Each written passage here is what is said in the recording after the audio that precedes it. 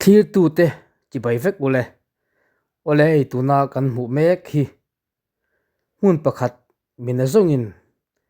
ana tlaw pawlo ania kham bak bahai le puk omna puk thu tak tak omna ania kham sang tak tak le khuar khurum thuk pui pui atam hle ani hetia kan hmu ai ngut hian a hmuna chuan a rap thlak zawk dai ani man everest ang maya atlaw tu te pawh mi tam tak an thina hmun ania mase hetiang hi ani chung hian kumtinin tlaw tu an pung tel tel si ani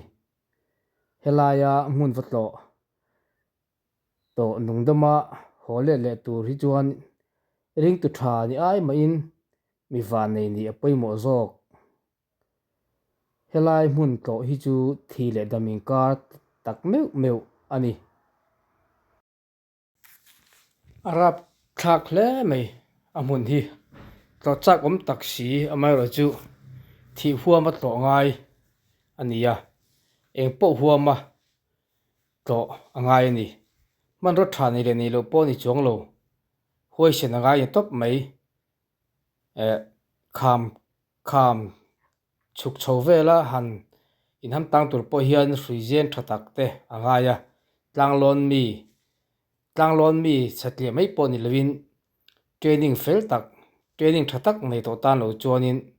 a lo na lon mai mai chi ani lo ti hriat reng mai hei thian chung lama train ka han la a thla te han lon chia donila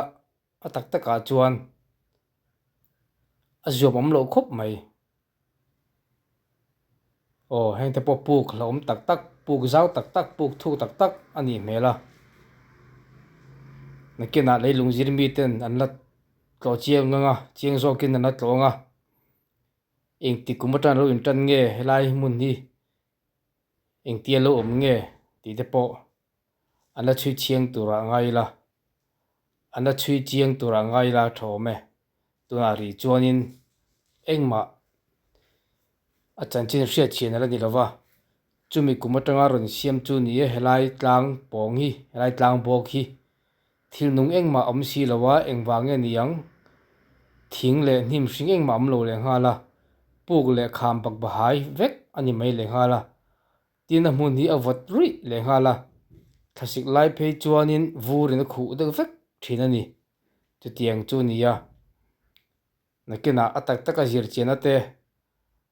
leilung zirmi ten an la nei anga a chanchin hi chiang zawkin kan la hra thei dawn ani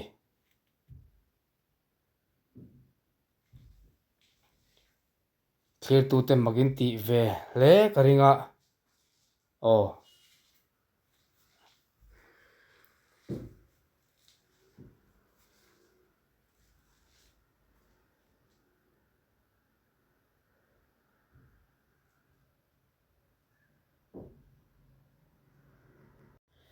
kumrei to tak atanga tlang kang kan ti volcano